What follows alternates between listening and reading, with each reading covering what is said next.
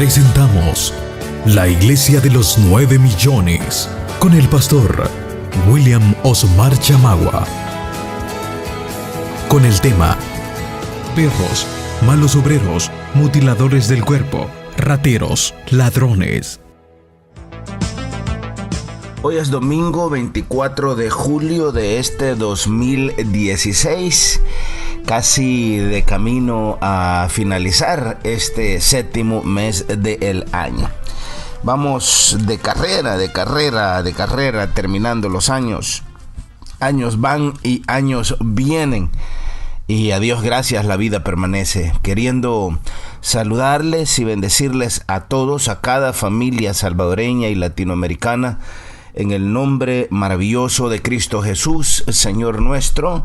Les saluda su hermano y amigo William Osmar Chamagua y estamos transmitiendo en vivo y en directo para la Iglesia de los 9 millones, este programa radial que domingo a domingo nos une y nos reúne alrededor de esta mesa redonda nacional e internacional que llamamos Radio Cadena Mi Gente. Muchos saludos y abrazos fraternos a todos ustedes que nos escuchan en la señal abierta del AM 700 Radio Cadena Mi Gente, y a ustedes también que alrededor del mundo nos escuchan en el www.migenteinforma.org o en los Estados Unidos también a través de una llamada al teléfono fijo o celular 712-432-6898. Opción 1 para escuchar a Radio Cadena Mi Gente en vivo. Así es que sean todos más que bienvenidos, sean todas más que bienvenidas. El placer y el honor es todo nuestro. Siempre saludando al colectivo de Radio Cadena Mi Gente, agradeciéndole el esfuerzo y el trabajo y el apoyo solidario.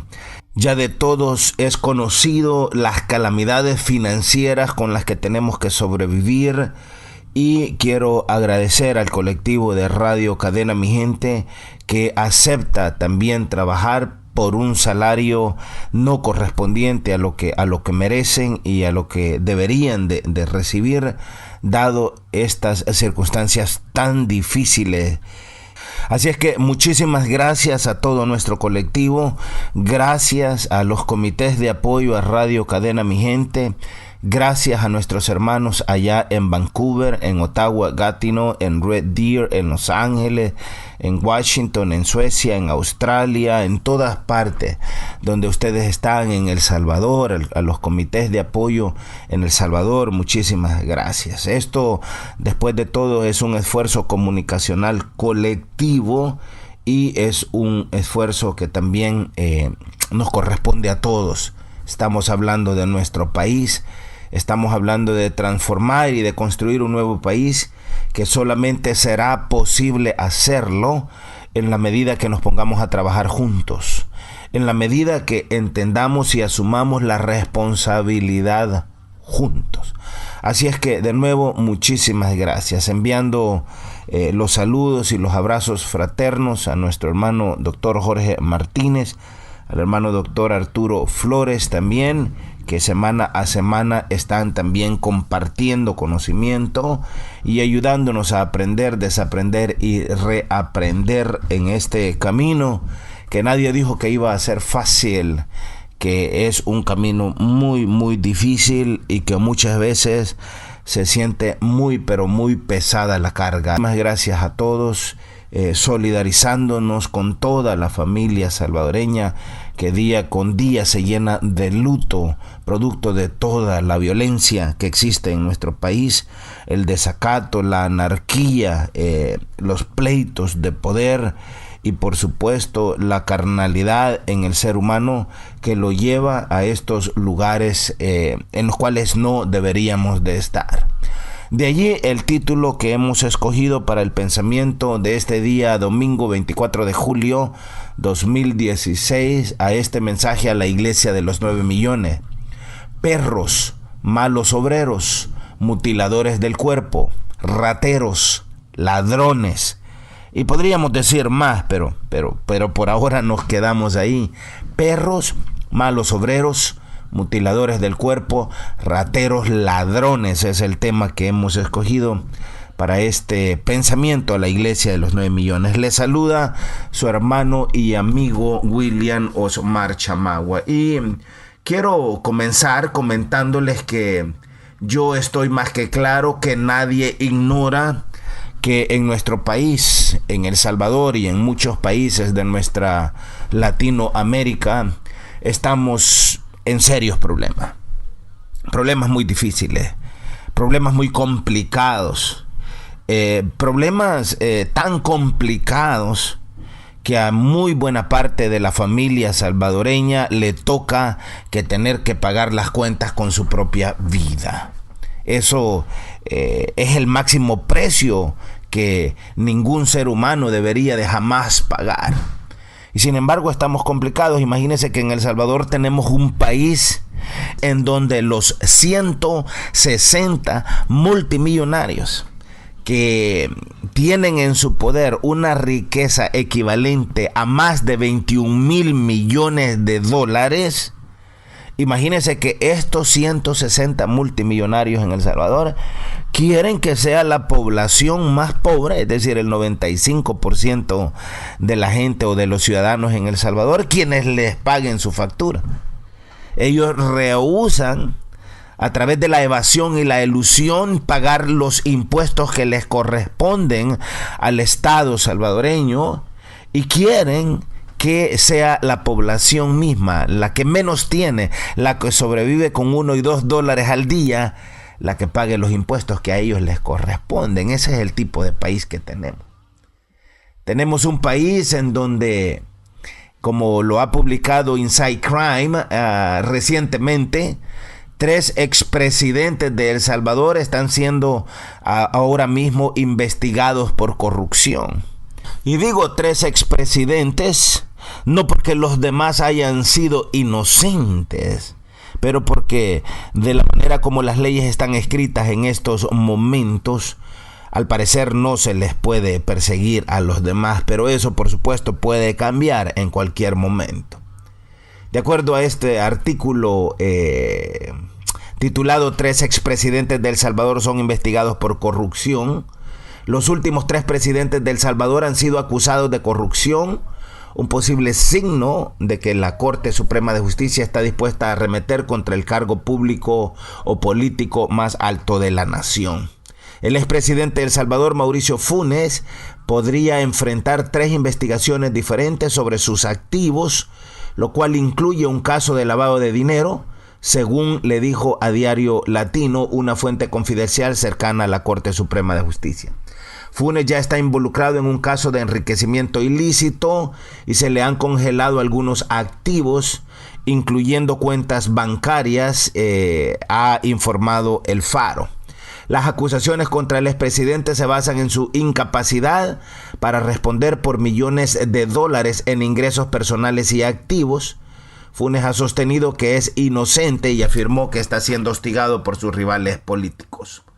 Por otra parte, la Corte Suprema ha notificado al predecesor de Funes, Elías Antonio Saca, que debe responder por más de 6 millones de ingresos personales, según otro informe del Diario Latino. Los reportes financieros de Saca muestran ganancias personales por más de 13 millones de dólares durante su mandato presidencial, que Saca declaró como otras actividades e inversiones. Saca estuvo acusado de lavado de dinero en el 2013 y un cable de la Embajada de Estados Unidos divulgado por Wikileaks llegó incluso a decir que su corrupción se había pasado de los límites, lo cual le valió críticas incluso de los mismos miembros de su partido Arena. Además de Funes y Saca, el fallecido expresidente Francisco Flores también estuvo involucrado en casos de corrupción. Esto significa que las 3 últimas administraciones presidenciales de El Salvador, que abarcan 15 años, se han visto empañadas por denuncias de corrupción. Si bien este es un preocupante indicio de lo desenfrenada y sistémica que se ha vuelto la corrupción en los más altos niveles del gobierno de El Salvador, hay un aspecto positivo. La Corte Suprema de Justicia de El Salvador puede estar empezando a tomar medidas contra estas poderosas figuras políticas. Flores fue acusado de malversar $15 millones donados por Taiwán para ayudar a las víctimas de un devastador terremoto en el 2001. Entonces, aunque las autoridades salvadoreñas no puedan enjuiciar a Flores debido a que aparentemente falleció, la Corte Suprema parece estar dispuesta a ir tras Funes y Saca, según lo indica la celeridad con que avanzan las investigaciones en contra de Funes.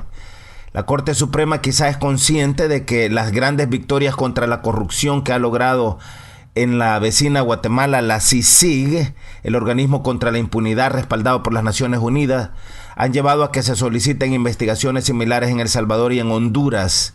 Un gran esfuerzo en este momento por parte de las autoridades salvadoreñas para investigar los casos de corrupción podría ser una forma de demostrar su voluntad y capacidad para manejar este tipo de asuntos sin necesidad de intervención externa.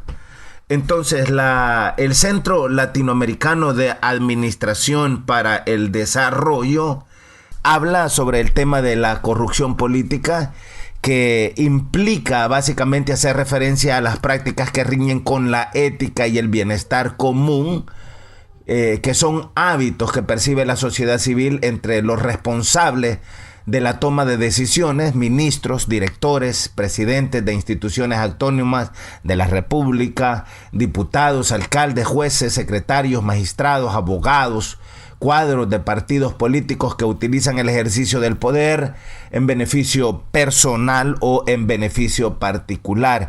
Y desde esa perspectiva, la corrupción política es un obstáculo que amenaza la seguridad democrática de las naciones, que atenta contra la paz de todos los países del mundo. Entonces, de acuerdo al Centro Latinoamericano de Administración para el Desarrollo, la corrupción política debe de ser abordada desde una óptica de realismo y a partir de variables como por ejemplo que históricamente la cultura política predominante en todo nuestro continente, incluyendo a nuestro El Salvador, ha concedido a los gobiernos como patrimonio de su exclusivo dominio.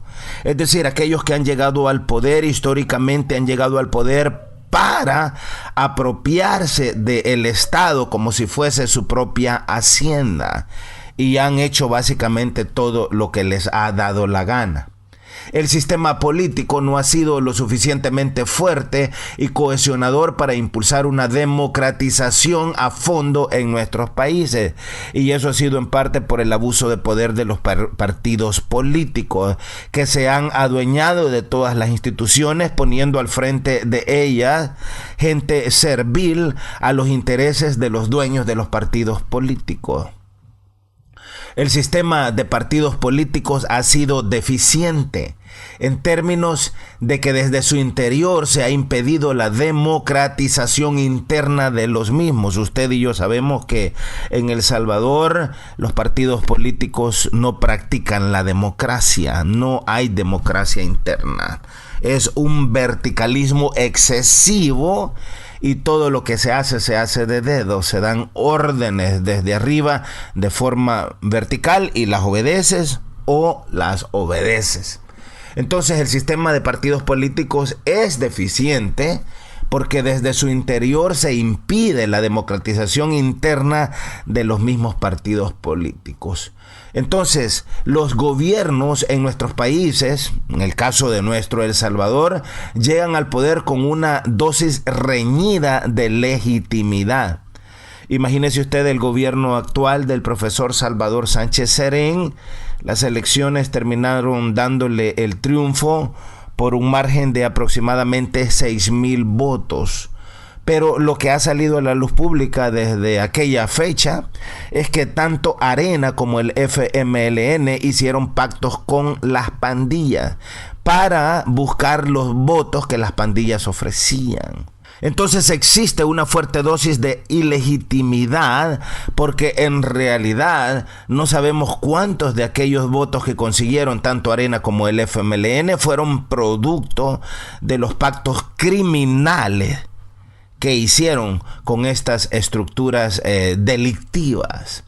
Entonces eso, por supuesto, causa problemas al país, causa problemas al Estado y termina costando la vida de muchos ciudadanos, hombres y mujeres, cuando los gobiernos llegan al poder con esas dosis reñidas de legitimidad, que es lo que históricamente ha sucedido también en El Salvador.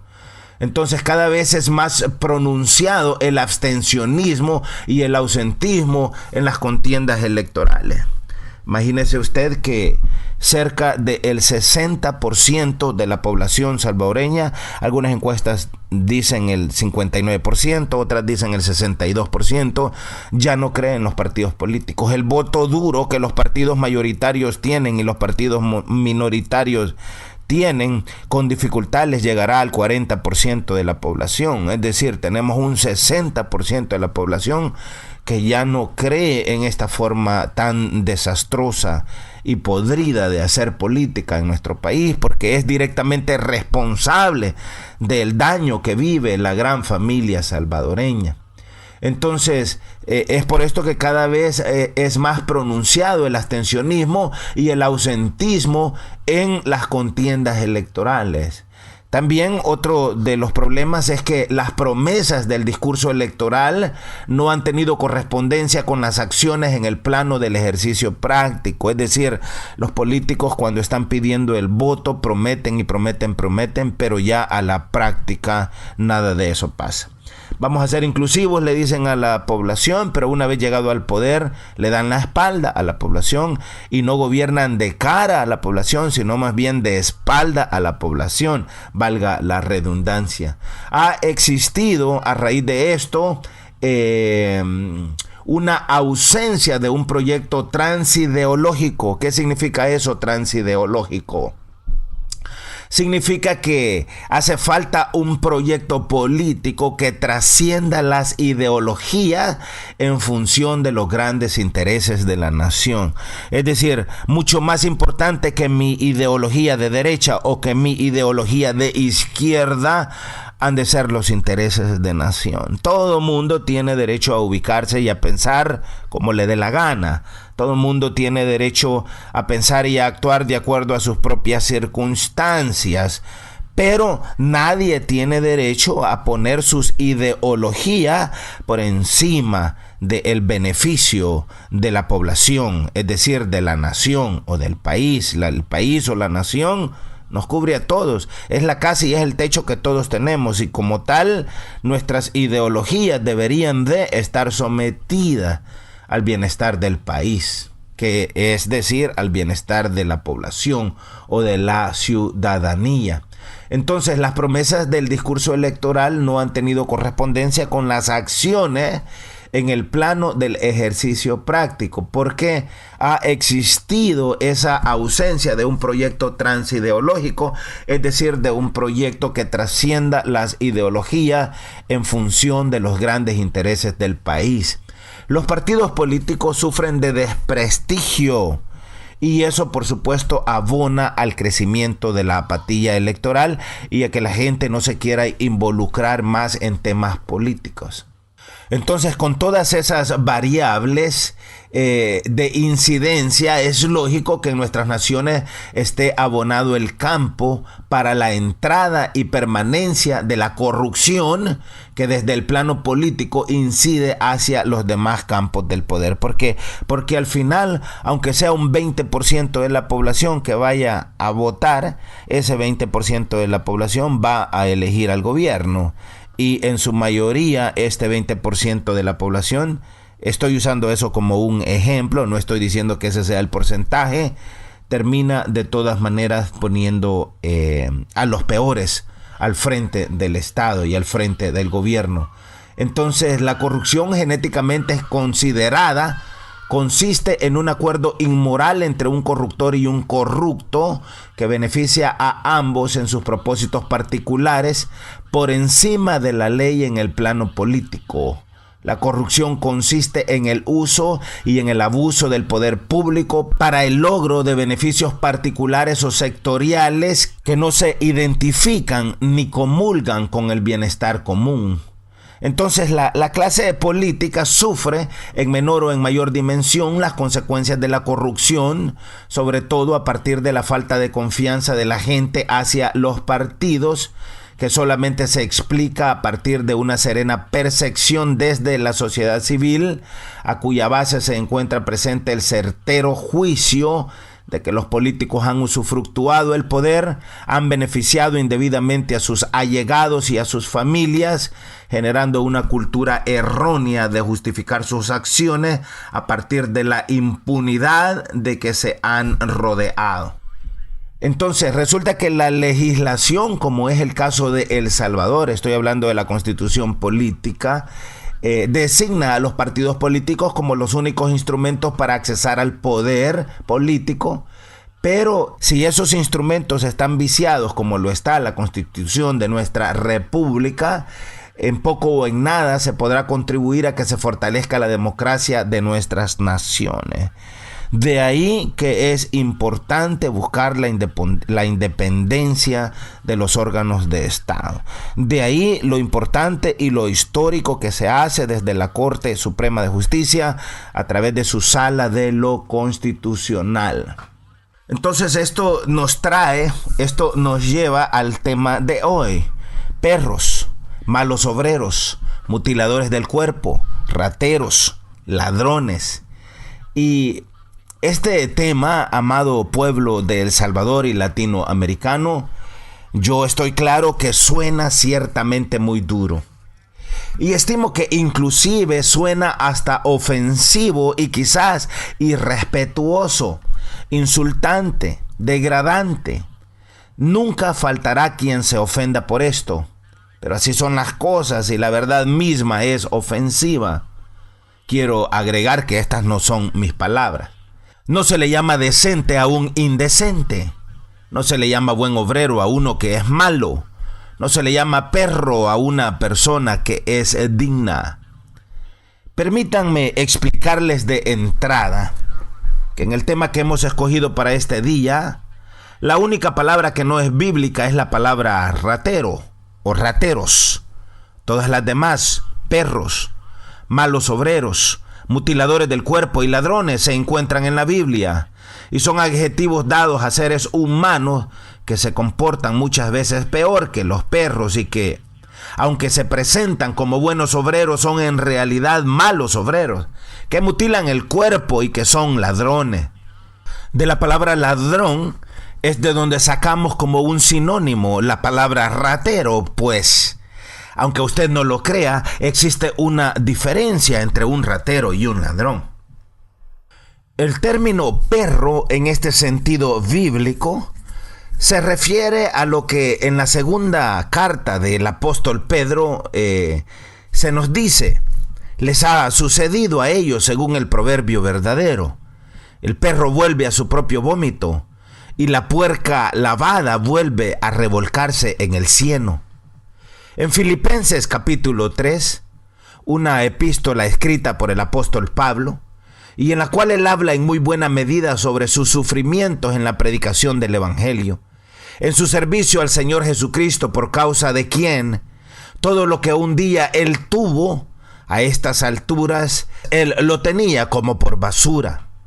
Basado en su propia experiencia de vida, el apóstol Pablo aconseja a los creyentes de la iglesia en Filipos. Esto es la epístola a los filipenses, pero la ciudad se llamaba Filipos.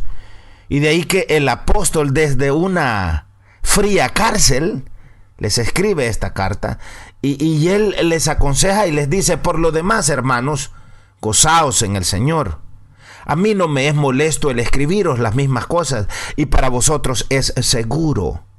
Guardaos, escuche usted lo que les dijo el apóstol, guardaos de los perros, guardaos de los malos obreros, guardaos de los mutiladores del cuerpo.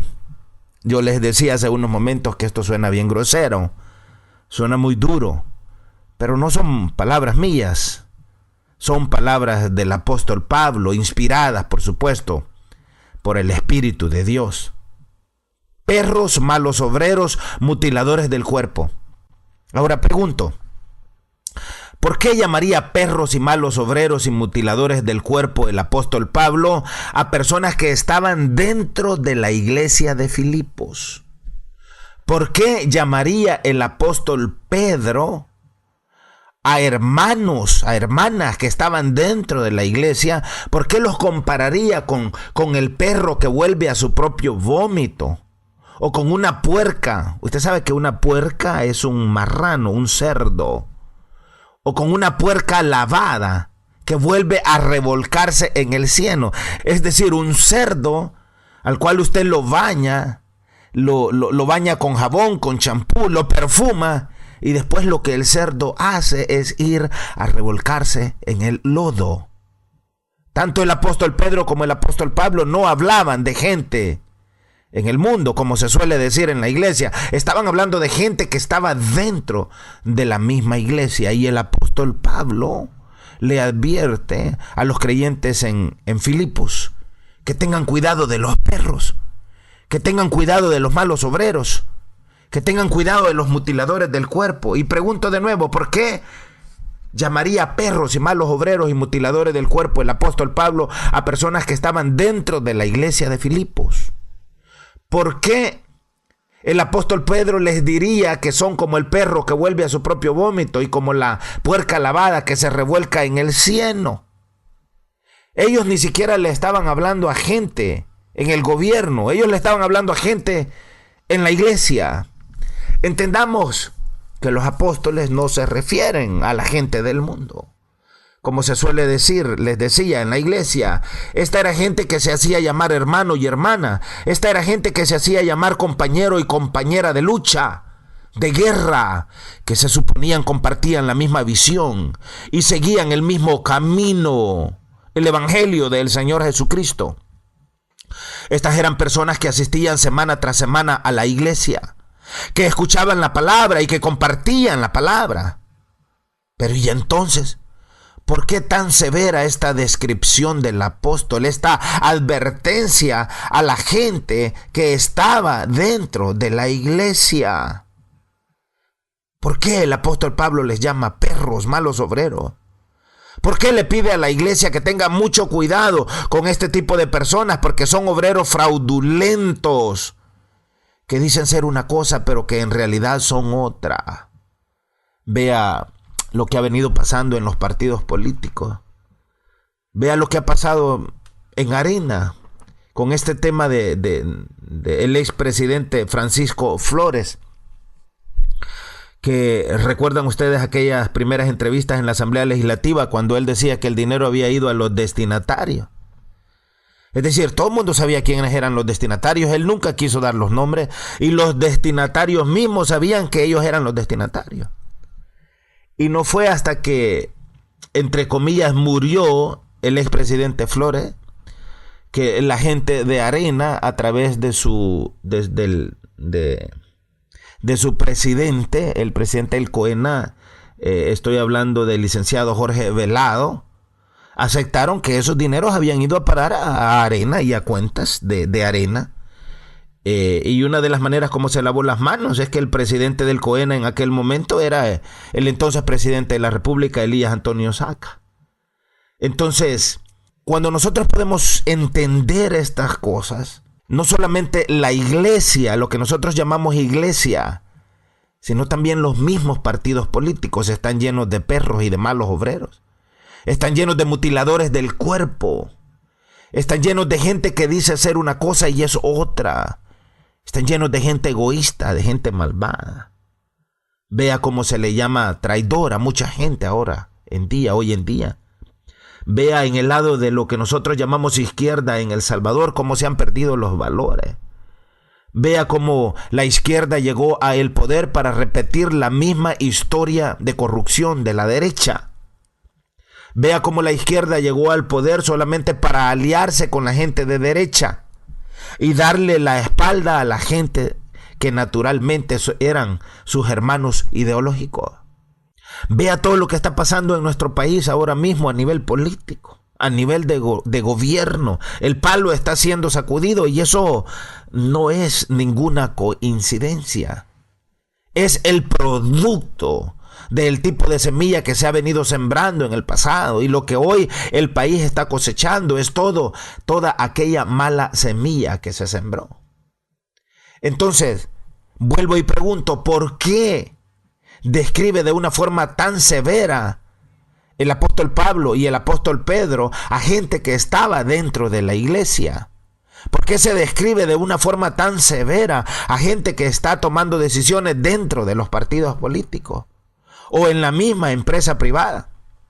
De nuevo, el apóstol Pablo les llama perros, malos obreros, y le pide a la iglesia que tenga cuidado con este tipo de personas porque son obreros fraudulentos que dicen ser una cosa pero que son en realidad otra. La población salvadoreña, no solamente dentro de las iglesias, sino también dentro de los partidos políticos, debe de tener cuidado con estos obreros fraudulentos. De igual manera, escribiendo a la iglesia que estaba en Corinto, en la primera epístola, en el capítulo 6, en el verso 10, el apóstol Pablo también les advirtió a los creyentes y les dijo: ni los ladrones, ni los ávaros, ni los borrachos, ni los difamadores, ni los estafadores heredarán el reino de los cielos. Es decir, a las palabras que describían a aquellas personas como perros, malos obreros, mutiladores del cuerpo, el apóstol también les agregó y les dijo que eran ladrones, ávaros, borrachos, difamadores y estafadores. Palabras escritas, expresadas y emitidas por el apóstol Pablo, pero inspiradas a él por el Espíritu del Señor. Es decir, esas palabras duras, hasta groseras quizás, fuertes, llamar a una persona perro, llamar a una persona mal obrero, mutilador del cuerpo, ladrón, avaro, borracho, difamador, estafador. Eso es otro nivel, eso es bien complicado. Pero ni siquiera se originó en el corazón del apóstol, se originó en el corazón de Dios mismo. Porque así odia Dios a todo este abuso de poder. Así odia Dios a todo este engaño. Así odia Dios a todo este mal proceder. Así odia el Espíritu de Dios a toda esa infamia, a toda esa injusticia, a toda esa mentira y engaño, porque nada de eso procede de Dios, sino más bien procede del mismo Satanás. No digo del corazón de Satanás, porque Satanás no tiene corazón.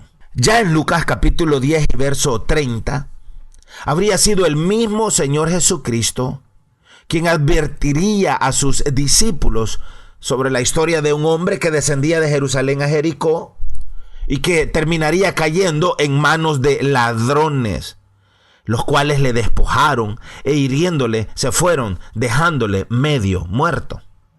Esto es increíble, y digo increíble porque ¿se imaginan ustedes que si en el interior de la iglesia que conocemos como la iglesia de Jesucristo está repleta de perros, porque así lo dice la Biblia, está llena de perros, de malos obreros, de ladrones, de ávaros, borrachos, difamadores, estafadores? Entonces cabe la pregunta, si la iglesia misma está llena de este tipo de gente, ¿y entonces de qué está lleno el mundo? ¿Y entonces de qué están llenos los gobiernos? ¿Y entonces de qué están llenas las instituciones del Estado? ¿Y de qué están llenos los partidos políticos? ¿Y entonces de qué está llena la empresa privada? ¿Y entonces quiénes dirigen las universidades y los centros de educación? ¿Y entonces quiénes dirigen los centros de salud y los hospitales? ¿Y entonces de qué están llenas las instituciones y todas aquellas cosas que rigen la vida de los pueblos? De nuevo, hago hincapié en todas esas palabras y adjetivos que ninguna de estas ha salido de mi propia mente ni han sido inventadas por mi pensamiento. Son más bien la forma como la misma palabra de Dios describe a todas estas malas personas, malos obreros. Como les decía hace unos momentos, sinónimo de la palabra ladrón es la palabra ratero. Esto me motivó a ir al diccionario y averiguar si existía alguna diferencia entre estas dos palabras. ¿Qué es un ladrón y qué es un ratero? Y resulta, amado pueblo de El Salvador y latinoamericano, que encontré una diferencia entre un ratero y un ladrón. ¿Cuál es la diferencia entre un ratero y un ladrón? El diccionario me dice que el ladrón tiene códigos. Escuche usted, el ladrón tiene códigos. Me dice que que al ladrón los amigos y los vecinos, escuche usted, bien irónico esto, que al ladrón y los amigos y los vecinos lo respetan. Imagínense ustedes, respetan al ladrón, los amigos y los vecinos. Se dice básicamente que a los ladrones absolutamente nada les toca. Usted ve, por eso es que hemos estado llenos de tanto ladrón en el área política, en el poder, en el Estado salvadoreño. Y es por eso que a tanto ladrón nada ni nadie les ha tocado, porque llegan al poder y se rodean de impunidad. ¿Será que por eso en nuestro país está lleno de ladrones, como les digo, que utilizan el poder del Estado para vestirse de impunidad? Impunidad que tal parece la actual sala de lo constitucional está decidida a terminar con ella. Ve aún en la Asamblea Legislativa, vea todo el desparpajo que ha causado que la sala fallara en contra de los diputados suplentes. Vea cómo ha conmocionado eso a la Asamblea Legislativa.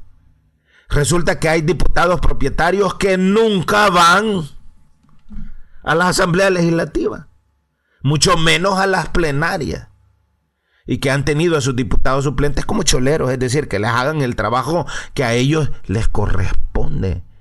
Eso, por supuesto, es incorrecto. El diccionario dice que el ratero es bajero, es decir, es barato, y que no le importa si es la hermana, la madre, el amigo. Él roba por vicio y no respeta a nadie. Roba por vicio y no respeta a nadie. El ratero es básicamente un ladrón de la calle, un ladrón barato, bajero. Se aplica a la persona que roba con maña y habilidad cosas de poco valor. Ese es un ratero, aquel que roba cosas de poco valor. Y es, por supuesto, relativo a las ratas. Ahora, un ladrón es otra cosa. Un ladrón es de cuello blanco. Y esto es muy grave porque en las Escrituras la palabra inspirada por el Espíritu del Señor no advierte a los hermanos a tener cuidado con los rateros. Más bien les dice que tengan cuidado de los ladrones. Y eso es así porque los ladrones son respetados por la gente. Es decir, si nosotros vamos más allá, hay ladrones disfrazados de pastores. Hay ladrones disfrazados de líderes. Hay ladrones dirigiendo iglesias con la Biblia en la mano alrededor del mundo. Pero hay ladrones no solamente dirigiendo iglesias, hay ladrones dirigiendo partidos políticos. Hay ladrones dirigiendo a la empresa privada. Hay ladrones dirigiendo instituciones de gobierno, porque son, entre comillas, respetados por la gente, porque son finos, porque los ladrones son de alcurnia, porque viven bien, porque viven en casas lujosas y porque se transportan en autos caros. Espero que ustedes me entiendan, pero muchos de ustedes trabajan para ladrones. Gente que aparenta ser gente de piedad, pero por dentro son lobos rapaces que destruyen el rebaño y que destruyen a los pueblos. Los rateros son ratas de la calle, y usted sabe dónde viven las ratas. En las alcantarillas, en las cuevas. Viven en las mazmorras. Y por eso es que a las ratas, es decir, a los rateros, nadie los respeta. Pero los ladrones no viven en las alcantarillas. Los ladrones viven en el poder del Estado. Viven en las casas de gobierno. Viven en la Asamblea Legislativa. Viven en la Corte Suprema de Justicia. Viven en las alcaldías. Las casas de los ladrones están construidas allá en la cima de la montaña. Construyen grandes muros para que las ratas no se metan en sus propiedades. Los rateros, les decía, son ratas de la calle, roban cosas de poco valor.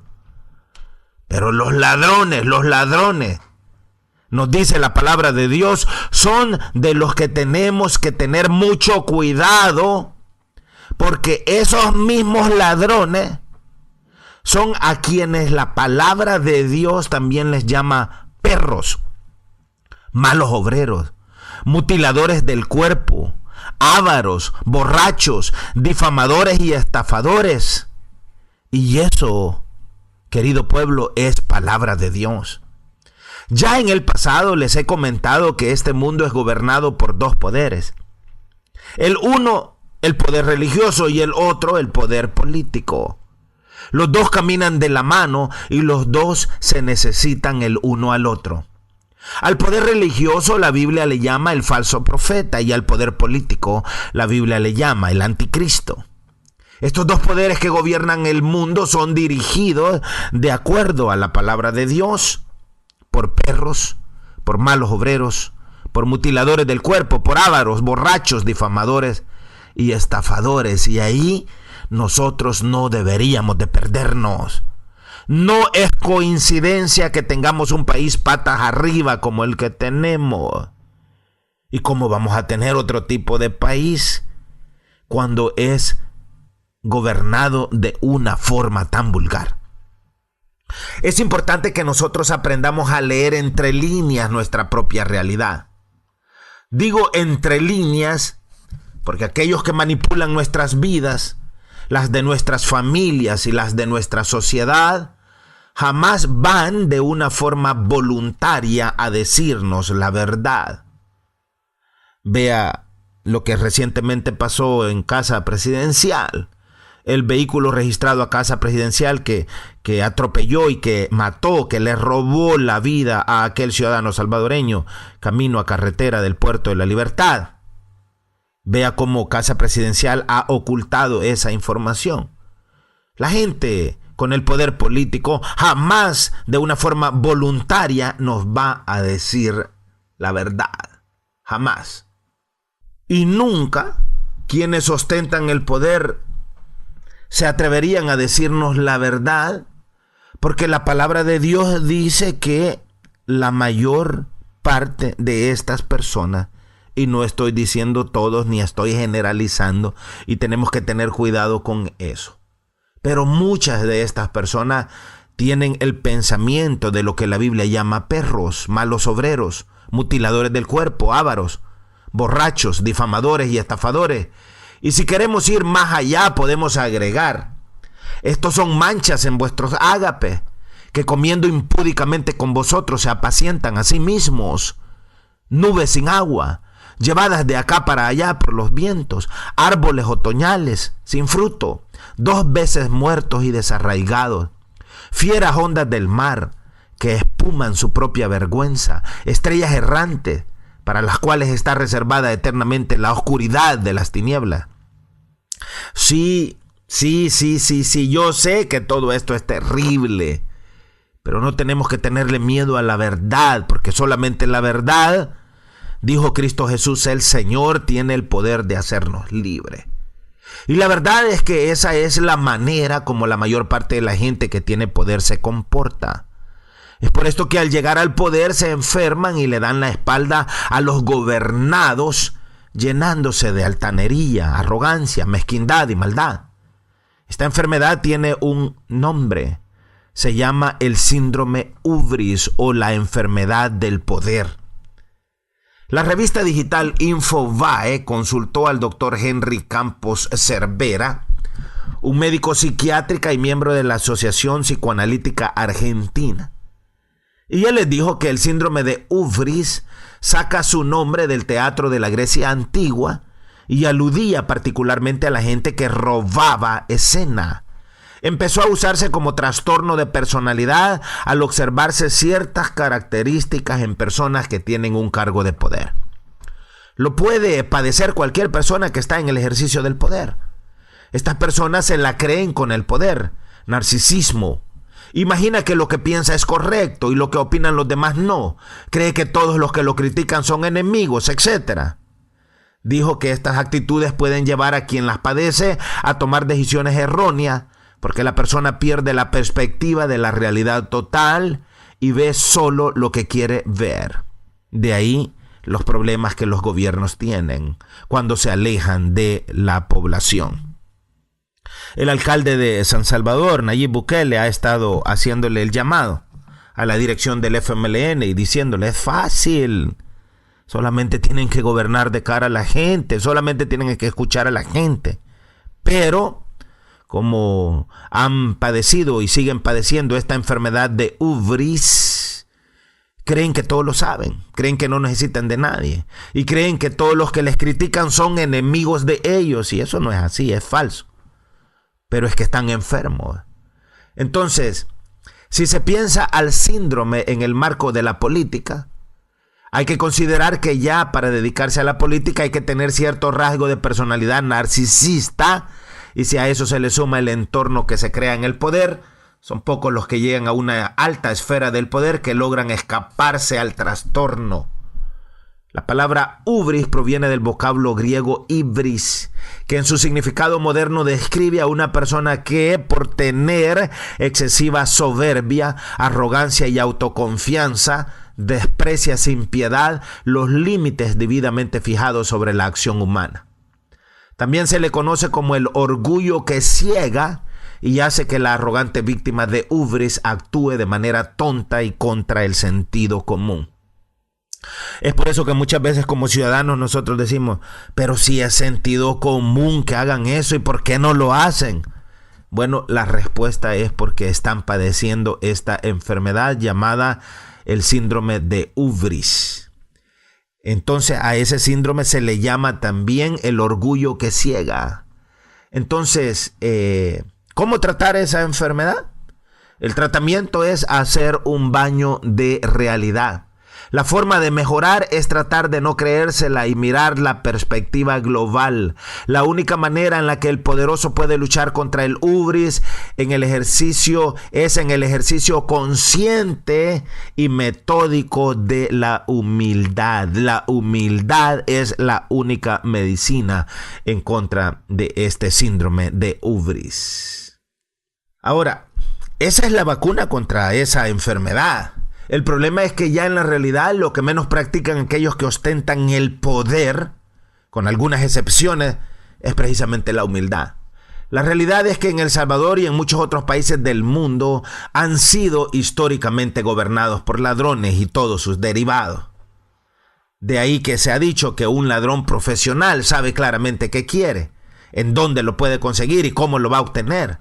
También cuida y planifica todos los detalles para que la acción que va a hacer sea lo más adecuada posible. Y por si fuera poco, también contempla todas las posibilidades de error, peligro y todos los pormenores que le puedan impedir obtener aquello que él se ha propuesto. El ladrón está convencido de lo que hace, está bien, está seguro de sí mismo, no duda de sí y de sus habilidades, siempre concentrado a conseguir su propósito. Su entusiasmo es notable, casi hasta envidiable. Utiliza todo su ingenio para conseguir lo que él quiere, pero sus propósitos dañan y transgreden a las sociedades. Y por si fuera poco, el ladrón no teme al fracaso, no se da por vencido. Está dispuesto a tratar tantas veces como le sea necesario para conseguir su cometido. Es evidente que no estamos hablando de un ratero. Recuerde usted, los rateros son fácilmente detectables y en su mayoría viven en las cárceles y viven en la miseria. Estamos hablando de aquellos personajes que hemos visto en los partidos políticos, en la gran empresa, en los medios de comunicación, al frente de instituciones de gobierno y autónomas, en centros de educación y universidades y al frente hasta de la misma iglesia. Ahora, lo interesante de esto es que la sociedad salvadoreña parece que finalmente está dando signos de vida. De acuerdo a encuestas hechas a lo largo de los años y últimamente en nuestro país, la sociedad salvadoreña en su conjunto cree en un 85%, es decir, un 85% de la sociedad salvadoreña está clara que en los partidos políticos existe corrupción. Un 81% de la sociedad salvadoreña cree que hay corrupción en la Policía Nacional Civil. Bueno, hemos sido testigos como últimamente agentes policiales vinculados a grupos de exterminio o a grupos pandilleriles han estado siendo arrestados. Entonces, el 81% de la población salvadoreña cree que hay corrupción dentro de la PNC. También aparece que un 81% de la población salvadoreña estima que hay corrupción en el órgano judicial. Un 76% cree que los funcionarios públicos son corruptos. Un 70% cree que hay corrupción en la Asamblea Legislativa. Esta información sale del Barómetro Global de la Corrupción y un sondeo que se hizo a nivel también global. Entonces en El Salvador sería la de no acabar si nos ponemos a deletrar caso por caso de corrupción en nuestro país. Imagínense todos los casos de corrupción en los 20 años que gobernó Arena. Imagínense todos los casos de corrupción en el PCN, los casos de corrupción en el PDC. El PDC actual, un único diputado con 35 asesores. La Asamblea Legislativa con alrededor de 900 asesores de los asesores. Ahora mismo el doctor Félix Ulloa está diciendo que la Asamblea Legislativa puede operar con 20 diputados menos. El doctor Félix Ulloa ha sido uno de estos abogados que ha estado sometiendo demandas a la Corte Suprema de Justicia a través de la Asamblea de lo Constitucional. Estuvo envuelto en este reciente fallo. Él fue uno de los demandantes en el caso de la derogación de la amnistía. Imagino que muy pronto va a someter otro recurso a la sala.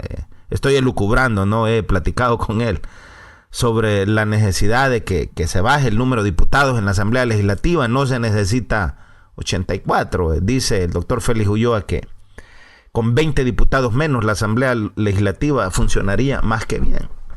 Entonces les decía, imagínense si nos ponemos a hablar de toda la corrupción que practicó Arena o de toda la corrupción que practicó el PCN o el PDC y de la corrupción que se ha practicado bajo los gobiernos de Mauricio Funes y aún en este gobierno, a tal grado que hasta el exdiputado presidente de la Asamblea Legislativa, Sigfrido Reyes, y las compras de los terrenos del IFSA, recuerda usted, ha salido untado en todo esto, y todo eso es información pública.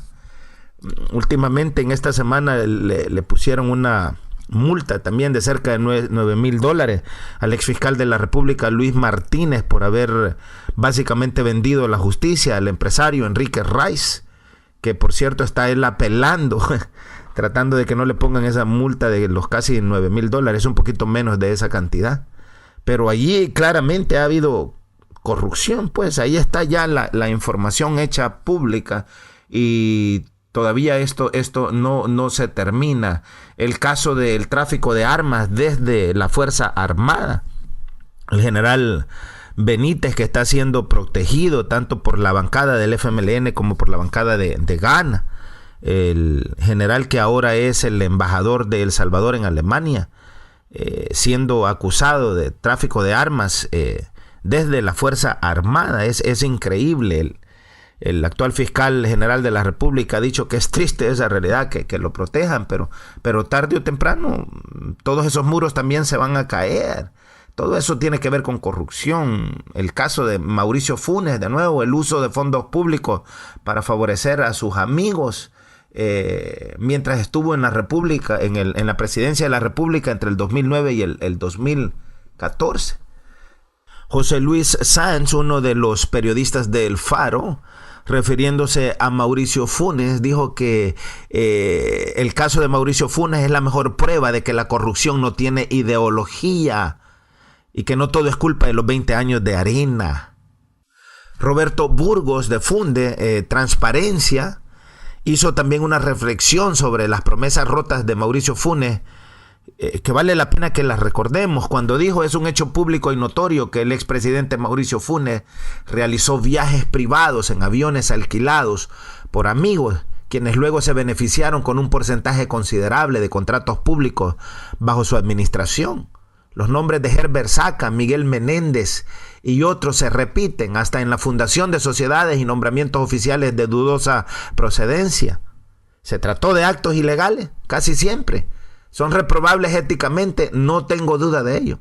El expresidente no dudó en utilizar incluso la figura de Monseñor Oscar Arnulfo Romero para esconder la forma en que hizo uso de fondos públicos, especialmente para costear obras de arte dedicadas a la memoria del obispo mártir. Peor o mejor que el expresidente Flores. El tiempo lo dirá, decía él. Así es que dentro de toda esa corrupción, por supuesto, no podemos olvidar la corrupción que practicó el expresidente Francisco Flores y los millones de Taiwán, que es lo que más público ha sido, pero con toda seguridad ese no es el único caso.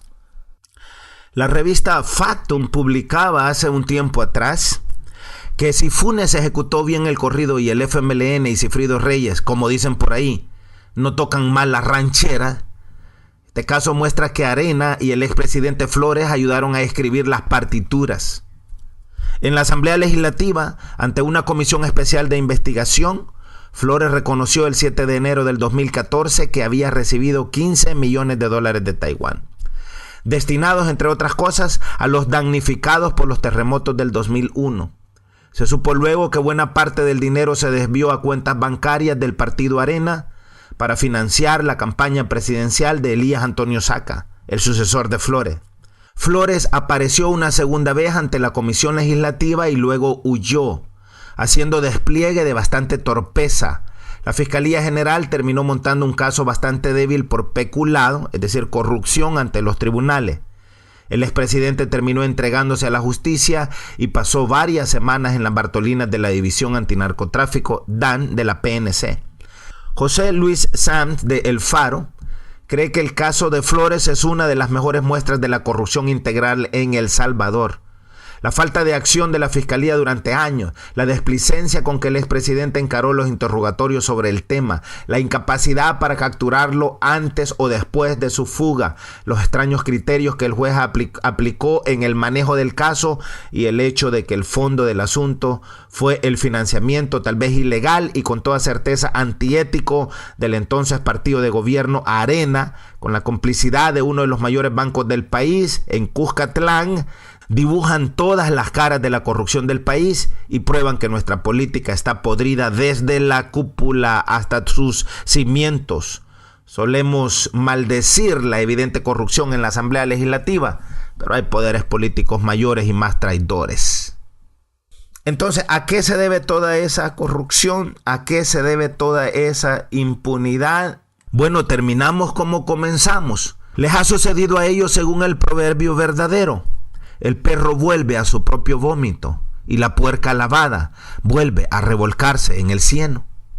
Guardaos de los perros, guardaos de los malos obreros, guardaos de los mutiladores del cuerpo.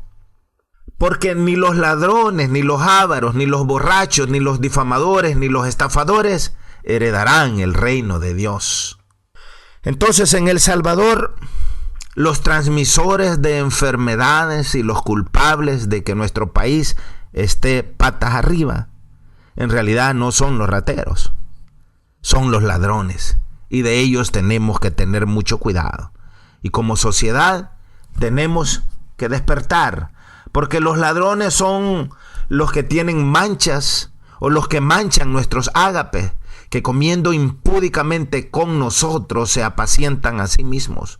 Son nubes sin agua, llevadas de acá para allá por los vientos, árboles otoñales sin fruto, 2 veces muertos y desarraigados. Son fieras ondas del mar que espuman su propia vergüenza, estrellas errantes para las cuales está reservada eternamente la oscuridad de las tinieblas. Que la paz de Dios te llene, El Salvador. Aprendamos, caminemos, levantemos la cabeza, levantemos las manos al cielo y pidamos discernimiento, sabiduría, amor, fe, esperanza, humildad, amor fraterno a Dios, para que nosotros lo sintamos hacia Él, pero para que también lo sintamos hacia nuestros hermanos. Mi nombre es William Osmar Chamagua. En breve venimos con líneas abiertas. Gracias a nuestros hermanos Miguel Ángel, a nuestro hermano David, a nuestro hermano Rodrigo Colindres en horas de la tarde.